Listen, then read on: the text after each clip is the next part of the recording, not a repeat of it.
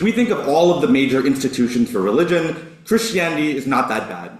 It probably gives people a sense of purpose. It gives them a sense of community. The centralized nature of the church has given people a reason to come together, to act towards things like common goods, towards charity, funding things like universities, funding things like schools. This has been a broadly public good for the people that they've interacted with. Now, it does not necessarily mean that they've been good to other people. We think that any institution has reasons to beef with other people. We will tell you why that's not unique or that's different on our side because of the reason of believing that the world is probably bad, and so the people that tell you to do bad things are probably also misguided. But to begin with, the fact that we think Christianity is good. Secondly, we also think that Christianity gives people a sense of purpose, a sense of salvation, a sense of reason for being on this earth that is almost unbelievably impossible to find through logical means. Now, other religions have this in different ways, but at the time that we're going to set this debate, probably during the Protestant Reformation, at the point at which major religious change was going on, we think this is the most likely time where this has become the dominant norm, and therefore we're going to set this there. At the time of this, Christianity was heavily localized in places like Europe, where the entirety of Europe, or large pockets of different communities, all believed in the same religion. And that meant they all had shared experiences with each other and had shared experiences within the communities. This meant lots of things like feeling a purpose, of serving God, of being a good person, of trying to do charity, of trying to serve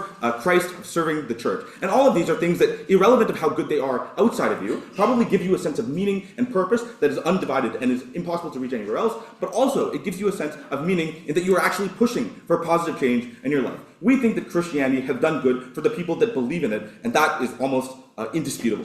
But there are a few flaws with it, right? And I think the major flaws with it are the things that prevent people from being able to believe in Christianity to begin with. Given that I've already framed that Christianity feels good to believe in, broadly for the vast majority of people, I think it's probably bad to have contradictions within Christianity that make it more difficult to believe in Christianity or make it more upsetting to believe in Christianity. The major contradiction that we want to point out is the fact that we think that it's pretty difficult to believe that the world is actually a good thing, that it was created by God, that it's good things, right?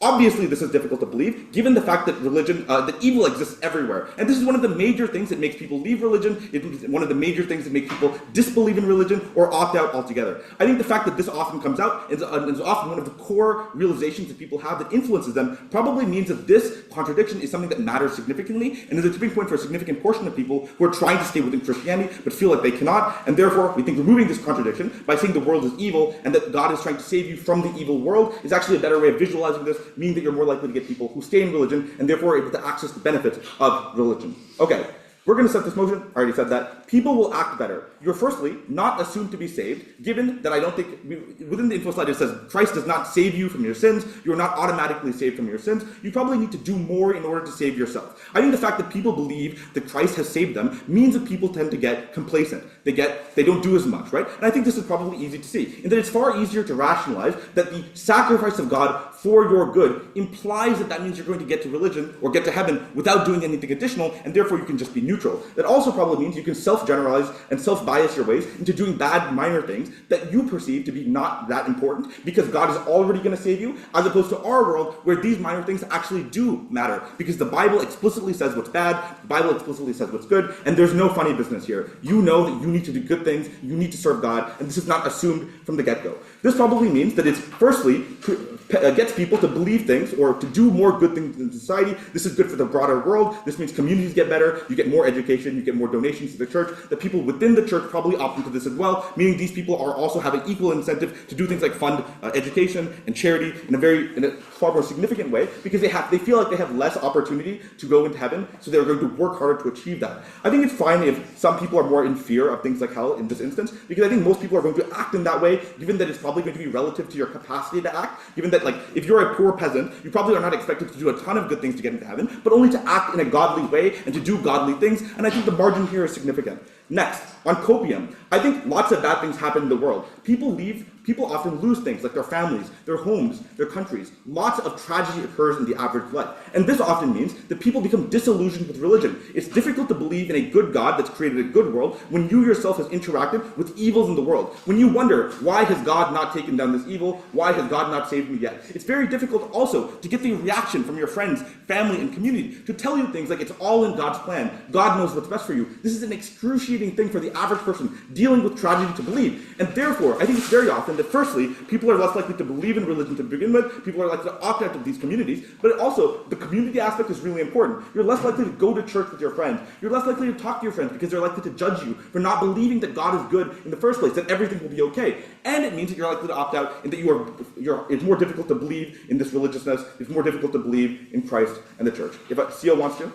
Yeah, so the Crusades happened before the Protestant Reformation. I think you're swirling this debate by only talking about what happened after the Protestant Reformation. Okay, we can go back, that's fine. If you want to believe that it goes back earlier, you guys have to prove that. I think that in a world where you believe that the world was made by a demiurge that is actually evil, is a world where you also believe that the messages that you receive are also probably evil. In that if a world was created by an evil devil, whatever thing, it's probably likely that the institutions in place that are likely to convey these things to you might also be created by that demiurge. This leads to a very crucial realization, which is that the average institution portraying these things does not necessarily mean that they're good. It means that you have to consciously think about these things. It means that there's more self-realization and self-criticism. There's more discussions on whether different forms of biblical, conversations are accurate. It makes you wonder whether or not the church is actually the church or whether it's been corrupted by the world that is necessarily already believed to be evil. Meaning, you get significantly more self-realization on our side. You get more conversations, and you get people believing in authority immediately less. If people are not immediately drawn to authority, for example, probably authority are broadly not the best thing ever. They have perverse incentives, I think, on either side of the house. But on our side, I think you're more likely to see when there's an authority telling you to do certain things, you're more likely to not immediately believe that authority and more likely believe the messages of Christ. You're likely to know by the fact that this motion exists and that you were told these things, maybe like when people were reading the Bible to you, you're more likely to reflect on the things that you've read in the Bible, on the things that the Bible explicitly says, on the core messages that are true throughout all of the messages that you get, instead of believing on singular institutions that are more likely to have perverse incentives on power. This also means that the religious institutions are less likely to believe the people that came before them. Whether you're from you're a new pope that's believing what the previous pope said, you have more incentive now to consider whether or not that person before you was actually good or whether or not they've been corrupted by the world that is necessarily evil. All of this is to say, you think on average, more people are able to opt into this religion, more people are able to stay in this religion, people are going to do more good when they believe in this religion, and people are more likely to self-criticize and not immediately opt into authorities just because they believe in that religion. Thank you.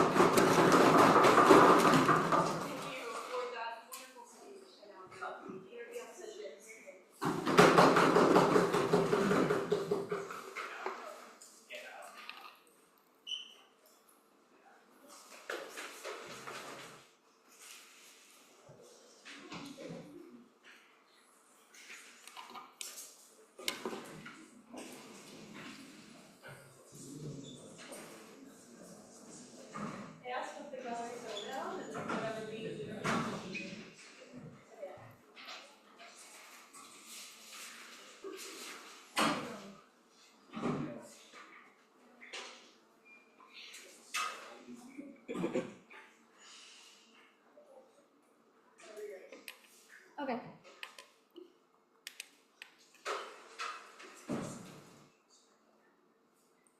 My time starts now. Panel, we believe the biggest benefit of religion is the ability to take comfort and strength in a higher power. It's the belief that your being and your world was created by God and God is watching over you no matter what you go through in life. We believe this comfort and strength only comes from the belief that your world and your being was created in God's true image with his pure intentions, and second of all, that God is ultimately a higher power with higher capabilities who has the ability to make sacrifices for you, to love you, and to ultimately watch over you. Very proud to oppose. So what am I going to be doing for you today? Quick refutation to some points that government has made you, and then I'm going to be talking about how it's so important for your to have the belief that we are born in God's true image, and second of all, about why the idea of God sacrificing himself for you is so much more powerful than him simply being a teacher. So first of all, what has government told us? They told us about how you have people doing more good things, having better actions because they believe they need to work to be saved by God. They're just not going going to be saved just because God created them. First of all, this is like a time known argument to Christianity being like, oh, if God died for my sins, that means I can sin as much as I want. Like, no, that's Christianity. Christians have been refuting that for time immemorial. God created you with sin. Yeah, God created you in his image. He still created you with sin. You still have to work to try to overcome some of your flaws, to be the best person that you can be in order to be worthy of God's salvation. That still exists in the status quo. People still donate, people still be altruistic in order to be worthy of that sort of salvation, even in the status quo. But second of all, about this idea of like coping and being disillusioned by religion, first of all, we still think on both sides of the house people become disillusioned with religion after extremely tragic events, just because when your world is turned upside down, it's hard to focus on really anything. However, on our side, you still have people who are able to find comfort in God. You still have people who are able to think, okay, have faith in God, to think, okay, God created this like world for me. He created me in his image. This has happened for a reason, and I'm meant to learn from this, and I am meant to move past this. But second of all, in their side, where they believe people need to work more to like be free of sin, we think we have on their side, there's more of the belief that you haven't been good enough for God to save you. God did this because you weren't a good enough person, because you haven't been absolved more of sin. We think there's a lot more religious guilt on their side than on our side, where we think God has the best intentions for you, and God is doing this to test you, and is going to test you, and has greater plans for you in the future. Before I go to my points, let's take a look. The fact that you live in an evil world does not because you're evil. We never frame that. And I think it's easy for people to get satisfaction and comfort in the fact that they're going to go to heaven and they're going to see their family and friends. This is the main thing that people are seeking for, and when they believe in Christianity, begin with. Okay, but we still have the comfort on our side. We still have people who think they're able to go to heaven, but also on our side, we think because God created the world we're in, because God created our story and our essence, that God is going to be able to give us the strength to go past these like tragic events, these failures, to become better people. No, thank you. I need to go into my points. First of all, why is it so important to believe God created us we are created in God's true image? Because first of all, we have the belief that God created us the way we are for a reason, that everything happens for a reason, and your life and your story is as God intended. Therefore, you're less hungover over roadblocks in your life, because you believe there's ultimately good for you in the future, because it is a pure and good God that has created your life and the world you live in. But second of all, it's so important to trust in trust in this creation you're in, because you have this belief that criticizing yourself is criticizing the God that created you. We think we have religious people who are far less hard on themselves and have more belief in themselves, because they believe that even if God created them with sin, God has greater plans for them to overcome it and become the best people that they can be. And furthermore, because other people are God's true creations, we have less antagonism towards other people, because they are made under a true image instead of a malevolent one. We have people who are able to strive to be good and do good because they want to live up to this ideal of God. Again, they want to grow past their sins to be a better person. No, thank you. And they want to treat the world around them well, because like we said, if we believe the material world is created by a good God, a God that has good intentions, then we're more likely to donate to charity, to treat our fellow human beings well, to take care of the environment, because it was created by a good God, not a malevolent God. And overall, we think it's so important to believe in the purity of the world, to live life with more optimism instead of pessimism, or else Christians are not deriving the intended faith and comfort that they follow Christianity for in the first place. We believe this comes from having this optimism, believing that your life is ultimately going to lead to something good, that this world is ultimately a good place to be in. But second of all, why do we believe that it's better to believe that God sacrificed to save humanity? Because we think there's a certain importance from being able to glorify God. Like we said, religion comes from taking comfort in a higher power, and for that to happen, we have to believe that this higher power is truly greater than us, that they are truly able to love us and everyone else unconditionally, and they have the capability to look after us, because he sacrificed himself for our sins. He truly cares about us. He truly wants the best for us. We think this we think this comfort in a higher power only comes from this idea that God did something that the normal person regularly can't do, that God was able to achieve something for humanity, for all of humanity, and can therefore achieve good for you as a single person. We think that's fundamentally where comfort and strength in God derives from. But then second of all, we also think this narrative teaches the importance of sacrifice. As government tells you, yes, donating to charity is good, we think, and altruism is good, we think this further exasperated on our side when you're able to find meaning in what you do for others, the meaning and sacrifice of giving to others and getting comfort from that. But finally, we say that this narrative of God as a teacher already exists somewhat in our side because Jesus was able to give messages to prophets who then created this Christian teachings for everyone. We still think God is still sacrificed himself for us and gave us teachings to learn from on our side of the house as well. Very proud to post. Thank you for that wonderful speech, and I now go ahead and get some Prime Minister.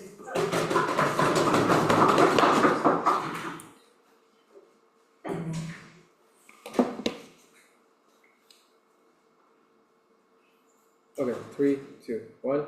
I think there are reasons to believe why people will believe in Christianity in the first place. Firstly, Jesus did a lot of miracles. This is the general belief for a lot of Christians. Christianity was very powerful from the very beginning, so the Romans are probably so likely to convert to Christianity in this world, and there's reasons for this. The miracles of Christ, it's really difficult to verify those kinds of miracles, but also, there's lots of political reasons for empires to become religious, and Jesus is probably very relatable to you because he is seen as a teacher. This is essentially the crux of our case, which is just that, it's going to be easier for you to become a Christian, easier for you to be relatable, and in contrast, it makes it harder for you to join Christianity, which is a good thing, which creates greater amounts of religious diversity. So I'm going to expand on this. Why do people do more good? An expansion on Nitin's case. One, in both interpretations of Christianity, the concept of sin exists. So the difference is on our side, the concept of sin is that idea is that everyone does sin. Now, on their side of the house, they tell you that you can still be trialed and you're still going to be tested. The problem is that this is symmetric. Obviously, the entire purpose of religion is that you're going to try and go towards, a next world and try to do, you're tested in this world, which is the entire point. The belief here is that if the world right now is malevolent and evil, you are choosing to avoid this malevolence to necessarily do good, because you have to do good, because you believe that the things around you are going to be evil. So the lesser God is malevolent, and you live in a bad world that is fake and deceitful. So this world is not real. It's supposed to be a test for lots of people to do better in the future. Intuitively, everybody does bad things at some point. So because evil is surrounded by you, you're inevitably going to do bad things, right? Because you have to incorporate yourself with society. Obviously, you're going to be a human being. You need to live life as a normal person. You need to go to school, have a community.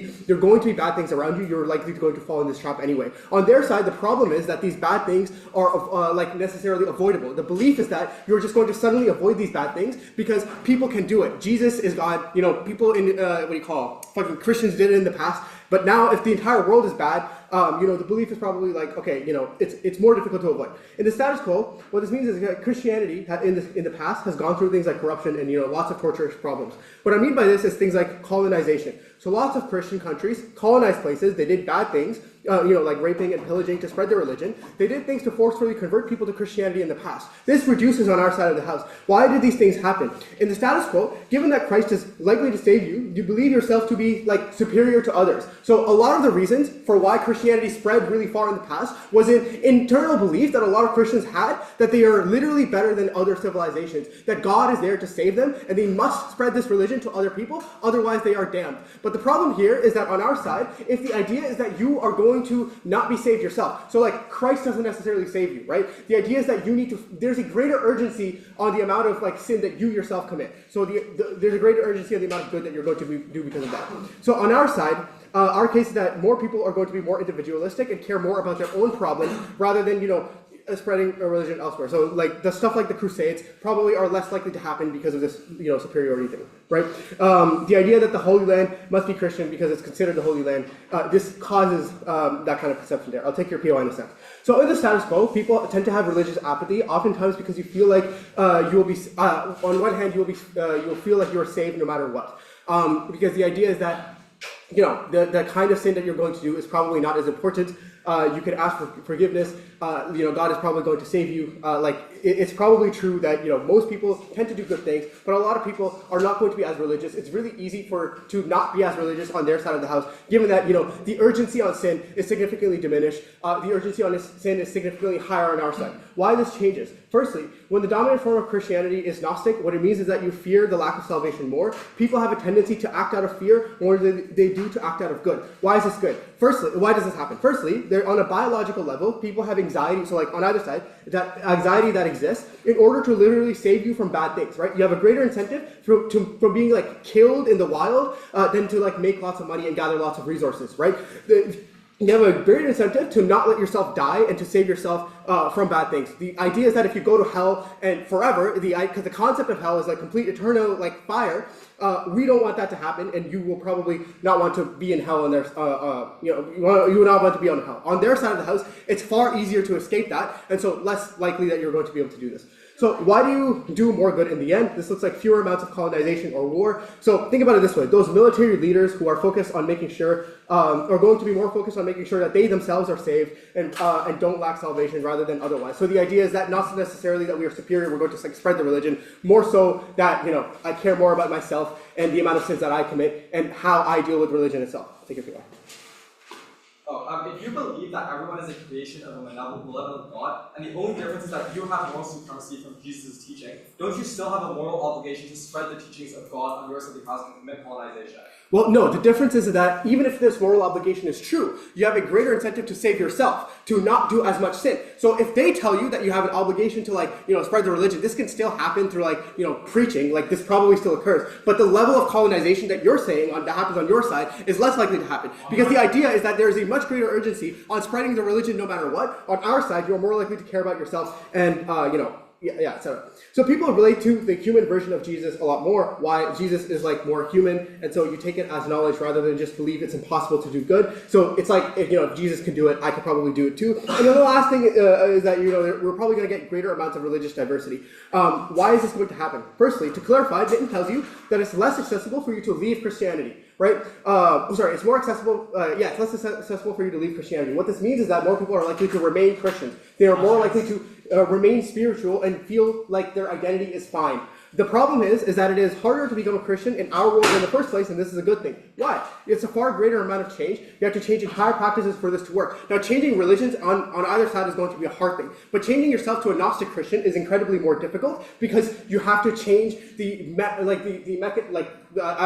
concept of Christianity that you have, the concept of the world that you have. Before you became a gnostic Christian, you probably lived within this evil world. You probably did a lot of evil and bad things. Really difficult for you to shift that. On their side, the idea is that you become a Christian and you're going to be saved. On our side, there's less likely that you have more Christianity. What this means is that you have what this means is that you need to push away a lot of your desires, and this is a good thing. So because of that, you get lots of religious diversity, and lots more people are probably going to either convert to different religions, or they are probably going to be of different beliefs, not necessarily Christians themselves. And so you're going to not have the Catholic Church be nearly as powerful, or you're not going to have as many bad things of one religion taking over, etc. So more people are a lot of the people who are already Christian are likely to do good things, but then a lot of people can face greater capacity to pick the kind of religion that they want to be a part of, and then they can find different kinds of community rather than being forced to join into a particular community, which is Christianity. With that said, proud to. Thank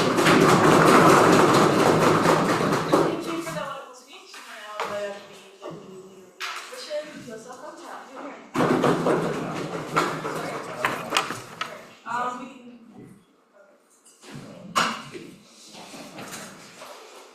Can I record my own speech? I mean, yeah, it's being recorded. Thank you, speech. Thanks to Nithal for being a great partner, and for Tessa for making Unity Cup exist. Wow.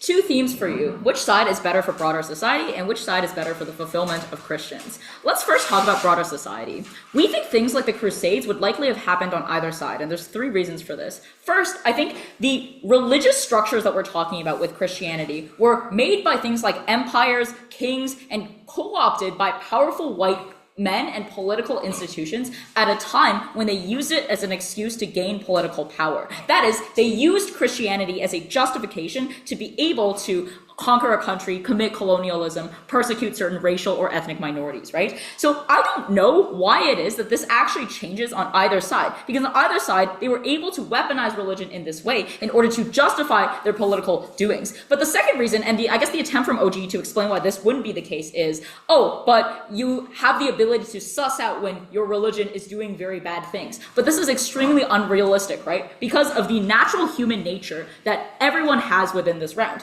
Natural human nature is to hate those that are different from you. It's built within our evolution to stick with our ethnicity, our in-group, our tribe, right? So when it is that you are able to grow people into a certain religious group such as Christianity, you make them believe that Christianity is our in-group and that you should stick with your in-group no matter what decisions you're making, you aren't really able to suss out this religion when they are doing things that are quote-unquote evil, right? Because the explanation that's given is, we as the kings of this country have brought you so much, the priests have been able to bring you salvation through religion, and when we do these further conquerings of countries, this is in your best interest, this is within your in-group. So there's very little delta that actually comes with things like societal differences in this round. Either way, the peasants are not going to be able to uprise against the kings to do anything. The kings will continue to have power and continue to have been able to do these types of acts of violence. So anything CO runs about this is likely less important than what we talk about relating to individuals. And why the most important impact in this round is individuals is because religion is fundamentally a very personal experience. You can get a lot of teachings that you hear from things like your priest and your bishop and things like that, but ultimately the way you experience a relationship with God is very personal to you, and it is where you maximize things like your own fulfillment. And what Nithala tells you is that people are able to find more fulfillment in a world in which they believe an all-good, all-powerful God is watching over you. And this is for two reasons, she tells you. First, that when you believe that you are God's creation, this is when you can see yourself as beautiful despite all your flaws. Even when you look in the mirror and think, I'm ugly because of my acne, I'm ugly because I'm short. These are things that you don't criticize yourself as much, because you think, no, God made me in his image, and he thinks that I am beautiful despite all of my flaws. And the second thing about sinning, your belief is that you should strive to be good in order to live up to God's creation. Because God did create you to be on this earth in his image, but you taint that image every time you commit a sin. Sins take away from this beauty. But the way you repent for them then is to continue to live the way he would have wanted you to. The second thing that we are able to do is explain why you're able to find comfort in a holy power that is watching you after your darkest days. And this is where I think the OG clash about tragedy just makes no sense, right? So they tell you when tragic things happen, people exit religion, or when evil exists in the world, this is a reason why their belief in religion ceases to exist. I think, one, most people don't approach religion from this religious, scholarly, logical way. That is, most people don't think, okay, academically, God has told me that he created this beauty, but there's evil in the world, therefore the logic doesn't make sense, therefore I exit religion. Most people stay in religion or enter religion because of the proximity of experiences they get from religion. Whether that is when they find significant community from their church and they're able to bring their kids to after-school programs, or when they are able to sing in the church choir. These are the main reasons that keep people within religion. So we don't think this dislogical of evil is actually what leads people to exit religion. And the second thing to note is I think tragedy is actually better solved for when they have this belief that there is a God to be able to look after them, right? So if it is that their mom dies, a lot of people turn to religion after something tragic like that happens because they think everything doesn't make sense, but there is a God out there that's still watching over me, that still wants to make sure that I'm okay, even through this very tumultuous time. The final thing I want to quickly mention, though, is regardless of whether people exit religion, we actually don't think this matters in the round. We just think this is not the most important impact out of OG. And this is because if we weigh the people that would have opted out of the religion because of these logical disunities and the people that are already within the religion, I think the people within the religion matter more because their happiness exclusively comes from their belief in Christianity. Whereas people who exit religion, often for these reasons, are able to likely find this fulfillment elsewhere. They find it in other communities. They find it in other religions. They find it through their family and friends. But for people who have this unique relationship with God and find unique utility from this relationship with God, this is something that must be maximized by the mechanisms Nithala tells you about believing in a God that is there for you, that cares about you, and that makes the world, makes you beautiful and makes everything in the world beautiful. The last thing I want to note is that there are things that Christianity has done to tell you why evil exists. That is, there's explanations that are already given for evil exists because like humanity is in like some like there are things that humanity has done in terms of mistakes that have like tainted the relationship that we used to have with God. There are like other explanations. So there's already explanations given to people that might feel this type of disunity with the fact that evil exists, and the narrative is also always that God will still be there to help you find beauty even in the difficult times. Opening or closing, yeah, sorry, go. So, if your whole case is contingent on the idea that you love having an all-powerful God watch over you, you do not engage with the idea of the problem of evil, where an omnipotent and omnibenevolent God cannot allow evil to exist. Your own explanations don't engage. So again, there are reasons given in religious literature for why evil exists, which is what I've already said. Like there's explanations for it. There's ideas that like God, there's reasons that humans like mistakes have tainted our relationship with God that has resulted in the existence of evil. Okay, the last thing I want to engage with.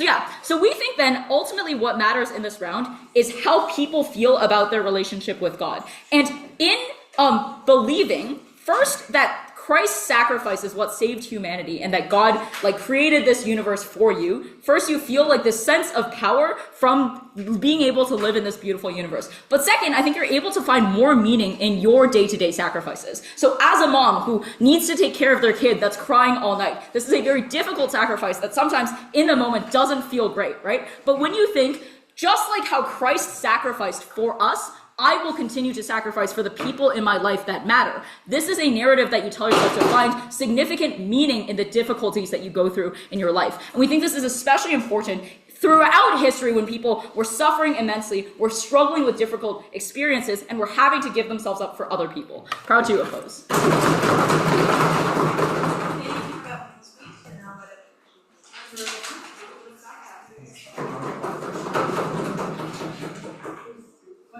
Drink of water. I have no water.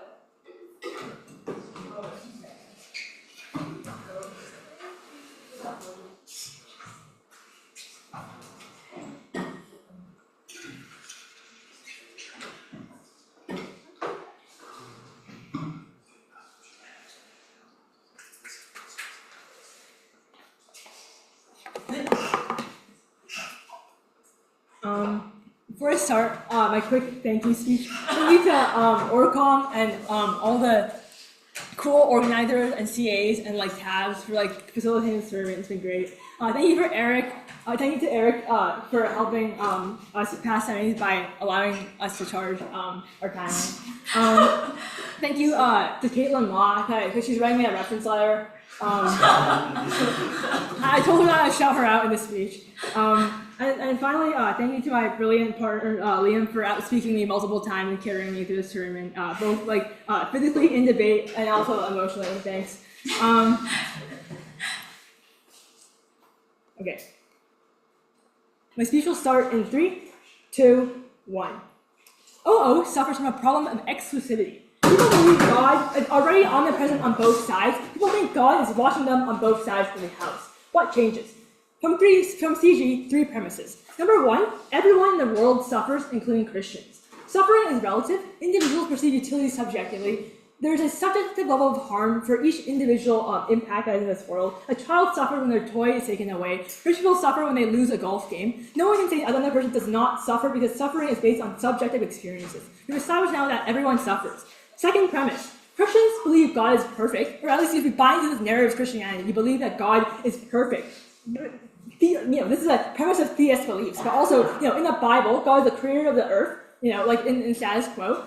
Jesus is the perfect Son of God. When you are baptized, you become a follower of Christ, and you are therefore sanitized, you are therefore special.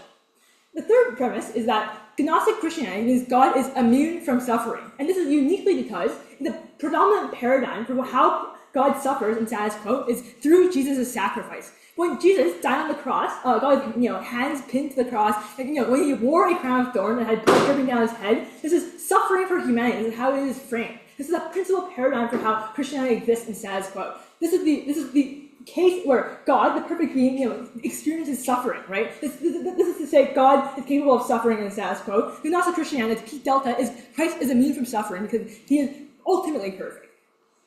I think The second thing I think that I'm going to prove in this speech is why fulfillment is the most important clash by far in this debate. I think number one is the idea of actualization transcends material conditions. It is infinitely utile in the sense that you can be physically suffering, you can have a limb chopped off, and you can still feel fulfilled, right? You can be in good condition and still feel fulfilled. You can be literally like in like a war zone and also feel fulfilled. It's the reason why people die for causes, right? Fulfillment, like there's no prerequisite to accessing fulfillment and enjoying fulfillment. There's no physical like deterrence to this. Fulfillment is a non-rival good, right? You can enjoy this for 1 second or 1,000 years, right? This transcends time. No physical action can take away your fulfillment. This is the ultimate good that anyone can receive because there is no deterrence to it physically.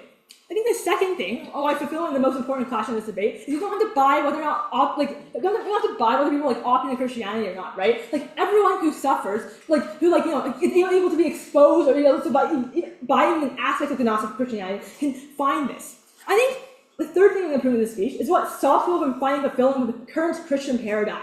This is, I think, broadly, I think in very short, is suffering becomes a force that is above God, even though he is perfect. This is how people perceive things. I think there's two things to this. I think number one is God's world now coexists with suffering. Why is there suffering if God created the world? People doubt, people are scared, people don't know when their suffering will end, right? Because everyone suffers, but people don't know why they suffer. Insofar there's a fundamental contradiction, right? They do things like pray. They're able to use mechanism or attempt to justify these explanations. But this is inherently contradictory. Why it's probably evil, right? Why is God perfect, but why am I also subject to suffering? What happens when you don't stop suffering? You have disillusionment, right? Why is God perfect, but allowing this suffering? This is terrible. Insofar as you are disillusioned, you are scared, you're unable to access fulfillment. This is not a material condition. This is an individual perception. This is the barrier to accessing fulfillment that suffers from. I think the second point as to why suffering becomes a force above God is that God is quite literally itself not above suffering, right? You think suffering is omnipresent above God because Jesus, even the perfect being, is subject to suffering. You fear and you doubt because you know that the perfect being can be subject to suffering. So you think that there's no way to get rid of suffering, but you also want an end to your suffering, right? I think this is it's fundamentally causes a cognitive dissonance in the individual. I think insofar as there's a contradiction, people cannot access fulfillment through Christianity. Okay, why are people able to uniquely gain fulfillment on our side? I think number one is to justify their suffering, right? Again, everyone accesses suffering, even if you're fucking losing a golf game. You still are able to justify your suffering because God, the world is created by the evil being, and you know that this is not a condition that is granted by God. Suffering is innate to humanity because suffering is innate to humans because humans are a product of the world, right? You're able to justify this, right? You feel fulfilled or a moral sense of purpose for existence, by the very fact that you are human, right? Your moral sense of you are able to find fulfillment above your material condition because this is seen within yourself, right? No matter what kind of material condition you're in, you know that you're human and that's the purpose you exist. You exist to suffer. You're able to uniquely realize that on our side of the house. I'll take you in a sec. I think the second point, though, is that I think more maybe more close to the second premise of Gnostic Christianity, which is that Christ spreads knowledge, right? And knowledge is uniquely something you acquire. The counterfactual is Jesus died for everyone, right? Everyone accesses this public good that is Jesus, apparently. I think in our world specifically, you only have this insofar as you're exposed to the narrative. People know that not everyone in their world are Christian, and people know that this narrative is something that they're exposed to. Maybe their neighbor is not exposed to this. Therefore, they feel special for being exposed to this narrative, right? They feel like they're a God's chosen people or whatever. They feel like they're God's chosen one. They are uniquely able to feel content in themselves. They're able to feel moral fulfillment through being able to recognize that they are chosen by God. Note that in the counterfactual, they think everyone is chosen by God. Why am I special? I'm just some dude. Versus, you think that God chose you because you're exposed to this narrative. You're able to feel a sense of uniqueness that gives you fulfillment. Yes?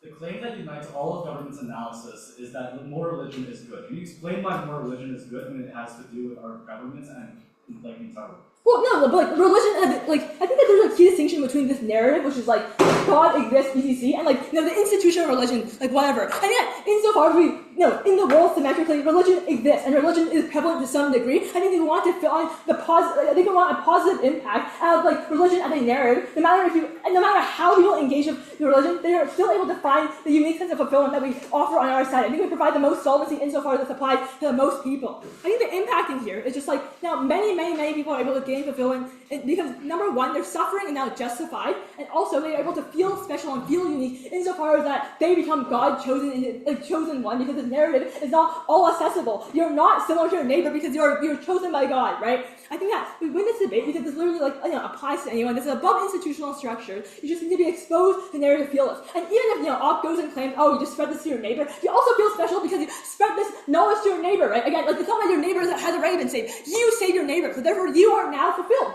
I think that this fulfillment is very, very unique because again, like this is extremely subjective, and also just people can be I think it alleviates people of their material suffering. It allows people to weigh their material suffering much less, and find the infinite utility that the Christianity offers. I think this applies to every Christian or anyone who buys in. So proud to propose.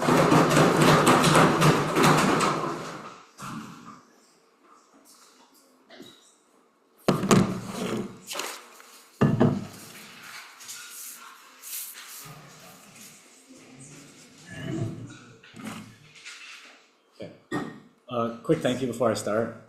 This is the second year I've been here. Hopefully you guys let me win so I don't have to come back next year. Yeah, thanks for Andrew for agreeing to do this with me, and cool.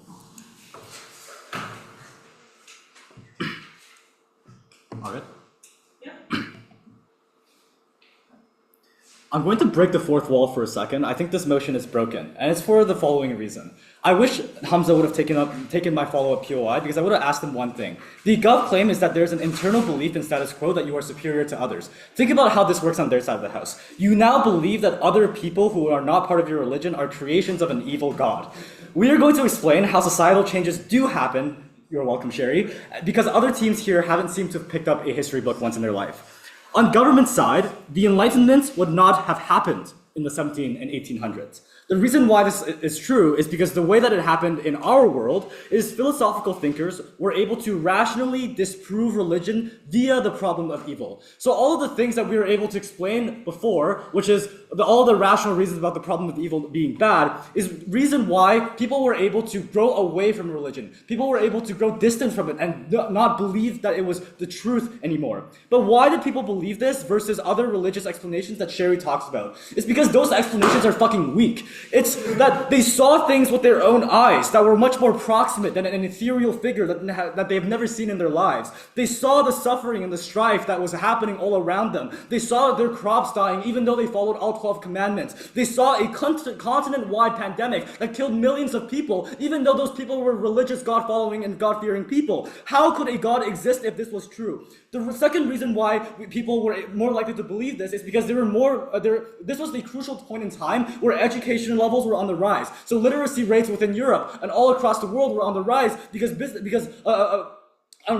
were exploding, because trade was happening, because people were talking with each other. So critical thinking happened. That's why they were able to buy into the philosophical thinkers of the Enlightenment and not believe in God anymore. What then do you have on their side in the house when the Enlightenment does not occur? I think the first thing is what continues to this day will be a separation that no longer exists between the church and the state. This is incredibly important. The reason why this will not occur is because this was crucial to stuff like the French Revolution. This was crucial to stuff like the Protestant movement that was able to disprove, because of the problem of evil, make government step away from the church because the people no longer supported the church. This led to the decline of the church power and its influence on the people and therefore on the government, which means that you have less buy-in from government, but also people who used to be Christians. This is important. Why then do we need the separation of church and state? I think the first thing is that, one, if you don't have a separation, you can codify religious rules into law. So the state now has more capacity to oppress vulnerable individuals because they have a monopoly on violence. That's to say that gay people probably wouldn't exist. Sorry, Tessa. That means that women ought not to go to school, and women ought not to get an education, and ought not to work, because that is what the religious rules and the religious books tell us. And the way that this is different is that the law is actually codified. So because the state is now able to utilize its monopoly on violence in these cases. But secondly, there's just no fucking way to dissent. There's no other way to have a Protestant movement. There's no other way to believe in a different religion within these states, because speaking against your state is something that we allow in status quo because freedom of speech is important. But now it's speaking against your God. Now it's speaking against your truth. It's speaking against your purpose and everything that you fucking believe in and your entire moral system. So that, for this reason, it's impossible for for people to dissent against religion. It's against Christianity within these states. It's impossible for people to believe in a different religion. But secondly, what then is the best case on their side of the house? And this is being very charitable. You just can't take in any more immigrants. Like for example, in France there's a concept called laïcité, which means that the state functions must be a-religious. That means when you go to the DMV, you must the person working there must be a-religious. They must not wear religious garments and all those things. The reason why this is important though is because, minus all of the bad things about that, is that you aren't able to discriminate people based on their religious identity. This is important because what happens on their side of the house, in the best case, is this happens on a huge scale. People discriminate against you based on your religious identity on a huge scale. So if you're a non-believer, if you're a Muslim, people will fucking hate you because you are created by a God that is evil. No. But secondly, the reason why this happens is probably you just won't let in people that have different religions, so we'll never have Muslim immigrants. But the reason why this is bad is because the states now become followers of dogma. That's to say, other people must be sinners, and they must be morally inferior because they don't believe in our religion, that it must be true and right, because they don't believe in the same God as I do. But secondly, what is the worst case? I think the worst case is just to have a lot more conflicts and isolation of countries. That's to say, the kinds of religious wars that Andrew POI'd the Prime Minister about will probably continue because you see people as inferior to you. You see that other countries and people that believe in different religions must be inferior to you, so you continue those kinds of wars. But secondly, it means that people, just think about this, the reason why this is able to happen, in status quo, people go out to wars and die for their country. It's much easier to go out and rationalize dying for your God. But secondly, I think countries just wouldn't trade or cooperate with each other on a basis of religion. And this is important because in current day, we have a lot of issues that require global cooperation. These are things on climate change. These are things like AI regulation. These require global cooperation. That is impossible in a world in which states isolate each other and themselves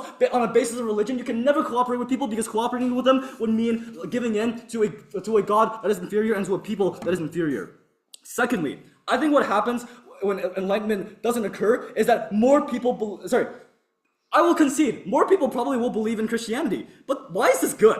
One, I think religion and Christianity in its current form is coercive as hell. That is, the people who are born into this religion never have a choice in whether or not they want to be in that religion because they're born into their families, right? Into the families that are religious. So they never actually have the choice or the agency to believe in that religion in the first place, which means everything that they believe in then is a result of coercion. I'll take opening. Yeah, so what I'm a little bit confused about is that in your world, if the belief that a lot of people have is that the evil God created people, but I think the good God still created people, but the evil God just created the world. No. Read the Infoslide. The evil God created everything that is in the real world. Okay, but secondly, I just think you can achieve everything that a government side talks to you about in other ways. There's so many ways to find purpose and meaning. If this was true, then all atheists would just kill themselves. I think a lot of people I think a lot of people find purpose in things like their job and find purpose in things like following a soccer team. Sherry's gonna be a 45-year-old consultant and she's gonna probably find purpose in that. But thirdly, you can just still enter religion. On our side of the house, let's be very clear here. On our side of the house, religion still exists. If your mother dies and you have no other way of coping with it, like Sherry says, you can still enter religion because it will always be there. I think government teams have proved that enough for us, right? So at the end of the day, this debate is about whether or not you think that people should be discriminated upon based on their religion, whether countries should or should not cooperate with each other, whether people should or should not hate each other for something that they were never able to choose. So proud to propose.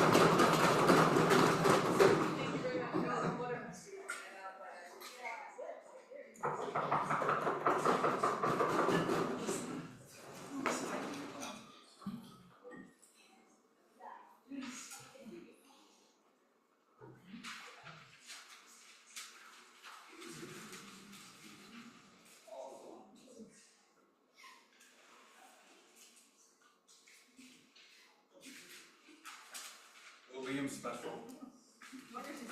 Huh? My what? Oh, well, yeah, sure. Why the fuck not? Oh, actually, no, you're fine. I have a gajillion safety notes, bro. Okay, dog.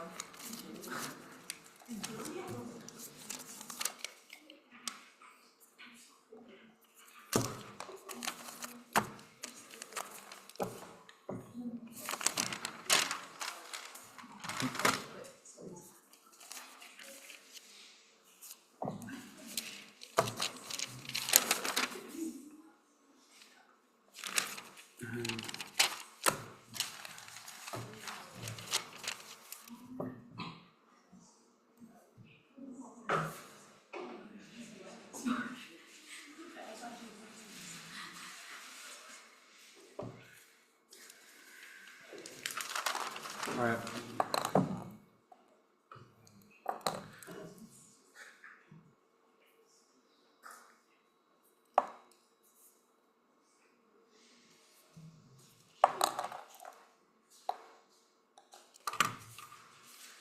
Alright.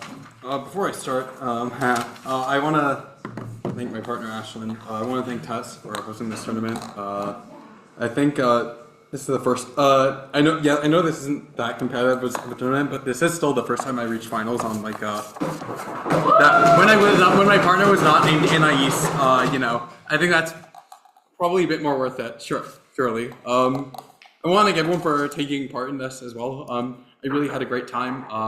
Even though if the motions were dubious at points, I still thought this was. Yeah, sorry, Ted. You know which one it was. I still had a very great time. I want to thank my partner Ashton for hyper carrying me round 5. Let's be so for real. I also just want to thank UWODS. I came here before, and this was I spent 6 months here before, and that was actually very meaningful to me, and I really appreciated it. Thanks for having me letting me return and give a 64 in final, because I can, guys.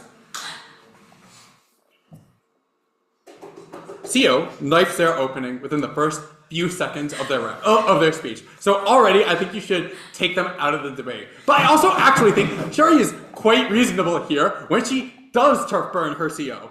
Yeah, I agree. I don't think there's going to be more wars because of religion. Like, let's be so for real. I think oppression is symmetric. I think people should read Marx because I don't actually think religion is the big reason. There is even like a large or major contributor as to why people are oppressed or why people suffer. I don't even need to do this because CO should automatically be foreign because all of that speech is knife. But still, even I want to engage. I will weigh over this at the end of my speech. So, I think what we actually tell you, and what actually that's so unique, is explain why this uniquely justifies suffering, and especially over opening. And I think I want to flag, first, I think the mechanism of Christ's immunity for suffering already beats the OO, because OO is contingent on God being God being all powerful, but on their end, the problem is that Jesus, who is fundamentally representative of God, did have to suffer and die. I want to flag here that this does in fact harm their case. Similarly, with the idea when they don't engage at all with the mechanism of the problem of evil, and they just explain, oh yeah, guys, there's other forces. Like, okay, bro, be so for real. The problem, this ultimately negates most of their case because the justification of being all powerful is the real mechanism they have as to why people even buy into their side of the house more. I think even I think Ashlyn's back just already implicitly is rebutting this. I think that's great. I think when Christ, no flag here on our side, when the world is created by the demiurge and Christ dies, I want to flag here that this is not, that this suffering is less real because this suffering itself, this world is not real within the demiurge of Christianity. This world is ultimately lesser than the main world. So this suffering is ultimately negated. It is not worth it, right? Or it is the product of the evil of the demiurge anyways. I think we're ultimately placing over them here. But second, why is a justification of suffering here unique? First, I want to flag here that the big difference between both sides of the world is the idea of God's test. As in, on our side of the world itself is evil. Everything that happens to you that is bad is not just conceived of by the devil or whatever, or is not just created by God, by the all-powerful God, but it is itself the act of evil. When you suffer, it is not your fault. It is the product of the world that hates you. The problem here with the other side is that the other side, if you buy into the idea that this is a test, which is the standard narrative for how people get to heaven or what the world functions at, the problem here is that this ends up reifying negative structures. And I want to explain here.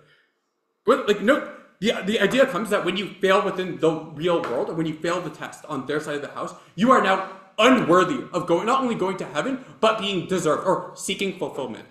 The homeless man that sins, that does drugs, that has sinned multiple times, cannot access fulfillment insofar as he knows that he has failed. He feels like a failure, and he cannot access this. When it's the alternative, when his failure is not the result of the system, is not the result of his own suffering and his own sin, but is the result of a world that has broken him, that hates him. It is then that he can truly actually find fulfillment and understand and find solace in being able to transcend to the new world. I also want to flag here, like the idea of God has been routinely used to justify hierarchies. Christianity, like the idea of the divine right of kings, comes from the idea that those who succeed are basically succeed because they have like God's favor or whatever, or that there's a natural order. This is similar with how the Christianity has had justified slavery, as in the current order in the world is justified by God. When the current world order is evil and hates you, or it is like the product of the devil, this is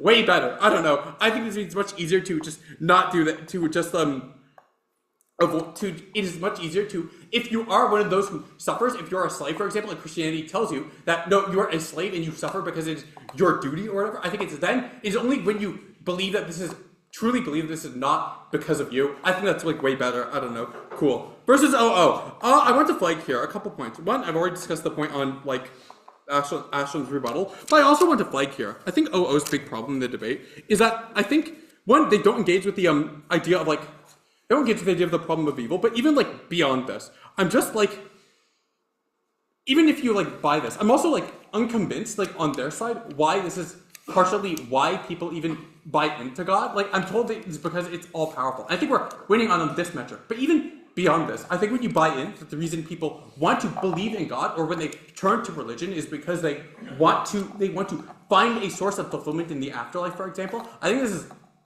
this is much more like we're much more able to do this. I think this is probably when you're more able to actually access buy-in. I also want to flag versus OG. I think OG is based. I don't know. And my big problem with OG here is probably just the idea that like you are not like the idea of getting to heaven. I want to flag here. I don't think Christianity. I don't think this is actually like mandated in Christianity. I don't think even Christians, for example, don't view getting to heaven as automatic, but they do view it as they have to work first. And this does mean I think our metrics are ultimately less symmetric than theirs. Because I do believe on both sides of the house, you probably, if you're a Christian, you probably will want to work for heaven, even on their sides. I do think what we give you is probably a bit more unique. But I also want to flag here, if you when you believe that those who have been harmed by the world, fuck it, yeah.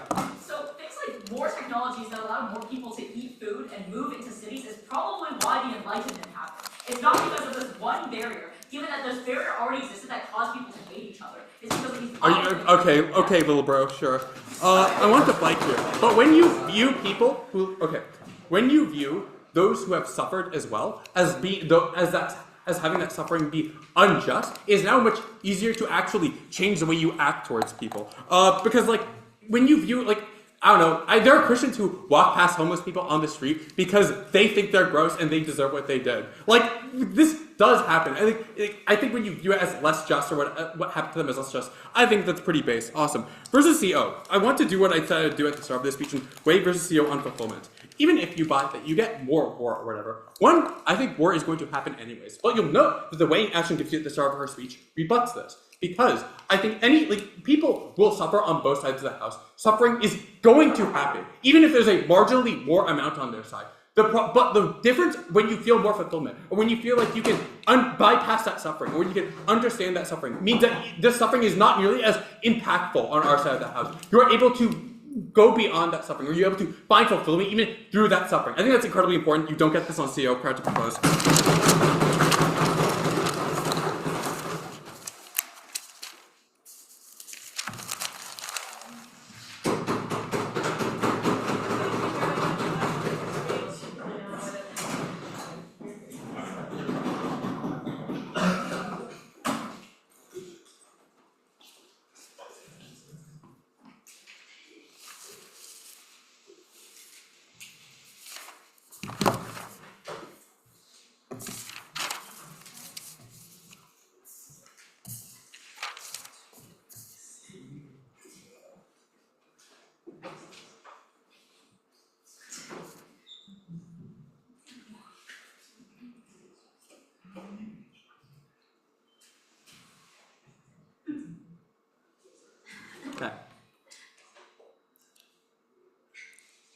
Since the creation of Christianity 2,000 years ago, the biggest crimes and sins that have been committed against humanities have been a result of the integration of state and religion.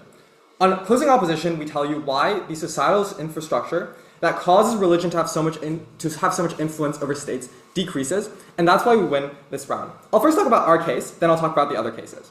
Why did societal structures of religious power decrease? Opening opposition thinks it's because of technology and education.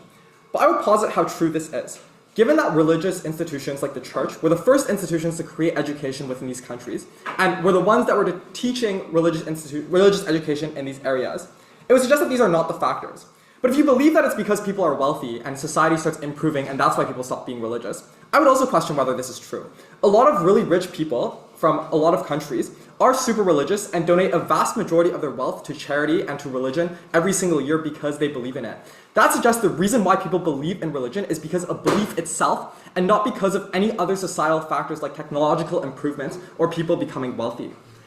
Even if you do not believe our claim to the fullest, that the integration of church and state would have decreased eventually, and that things like wars, as Liam points out, would have happened on either side of the house, that was not the point of our case.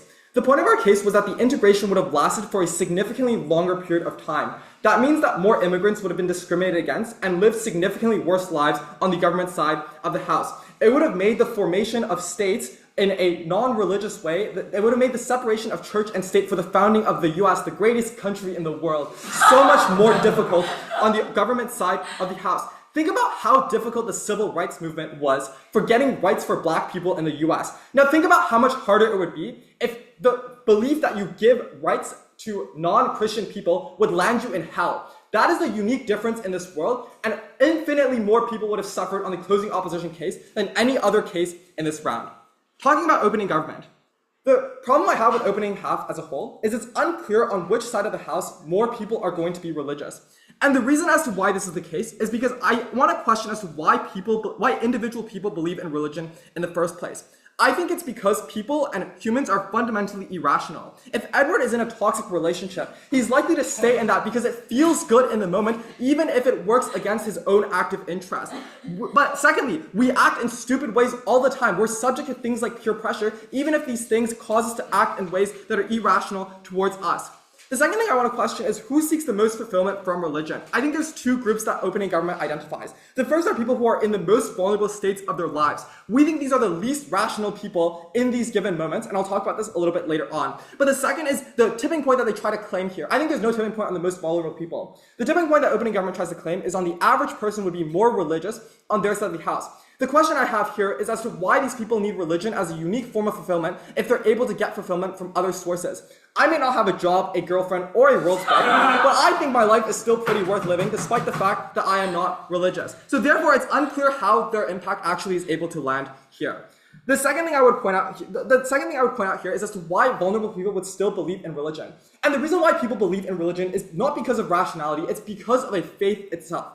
For example, if I decide to start a cult today that we should all worship the chair on the moon, there was no way that you would be able to disprove me or to prove me right. The reason why people would follow me is because of an intrinsic belief in what I am saying to be true, and I think that is why people pursue religion in the first place as well. What this suggests then is that people who are in their most vulnerable states, who have lost a lot of things within their lives, are likely to turn to religion on both sides of the house because that is the type of fulfillment they're likely going to seek. Their psychological biases of things like confirmation bias, that this is what makes life worth living, are likely to drive these people into religion on both sides of the house. For this reason, it is true that more people become Christian on the opening government side of the house, but the level of fulfillment they get from religion does not increase significantly. I'll take a PR from opening if you guys have one. Humans are not just material creation. They're still the children of God, meaning that immigrants are still just misguided children of God. Material things are things like cancer that are actually bad that people need to rationalize. Yeah, so the fact that we live in a bad world and that people do not follow the teachings of God means that these are less worthy individuals. That like think about how like white individuals, for example, they used to believe that their culture was superior to those of like minorities, and that's what justified colonialism in many instances. I think this would work in similar ways in these instances. The last thing that they try to talk about is in terms of why bad actions decrease. The emerging burden in this claim is to explain why the morals of religious individuals would change. Insofar as the morals of things like spreading religion as much as possible are not likely going to be things that change in massive ways, it seems to be the case that you still act in ways that align with Christianity, i.e. things like colonialism, to save yourself from eternal damnation. Even if you believe people donate to charity a lot more, like sure, this is not really a real impact. The last thing I want to talk about is closing government. The way I'm going to respond to closing government is by explaining how fulfillment works. I think that the way fulfillment works is that there's a limit, there's a bottom threshold to achieving fulfillment, but any additional point of fulfillment doesn't actually matter. Thought experiment. Suppose a Maple Leafs fan for the first time is able to watch the Leafs win the cup since 1964. Suppose this person also has a child. I would ask you, panel, which of these experiences would be more fulfilling for this individual? I would posit it's probably quite difficult for you to point out which experience is more fulfilling, apart from the fact that these two experiences are just fulfilling experiences in of themselves. Similarly, if you think about the happiest moment in your life and compare that to the second happiest moment in your life, I think it would be difficult for you to point out which experience actually gave you more fulfillment in these instances. The reason why this responds to the closing government case is because people who are religious already derive significant amount of fulfillment from religion. If you believe everything opening government says, that on our side of the house, people derive a lot of fulfillment because this is the thing that provides them fulfillment in a time of difficulty on their side, on their side of the house, then it is true that religious individuals already gain significant amount of fulfillment from religion on our side of the house. So even if you believe the closing government case that there's marginally more fulfillment, I would question what the purpose of that marginal extra fulfillment is in terms of the quality of life of the average person that is living in these instances. Insofar as they have a little bit more fulfillment, but the quality of life that they have is overall quite similar, I think that the closing government case doesn't have any impact within this round. The second thing I would point out here is their claim about how people feel like they're God-chosen people directly explains why people will act in the problematic ways that we explained to you, and also knifes opening government. If you believe that individuals who are Christian now feel like they are God-chosen people, we think sure, they feel a sense of moral supremacy internally, but they externalize that in terms of treating other individuals badly. Lastly, knifing rules are patched. Oppose.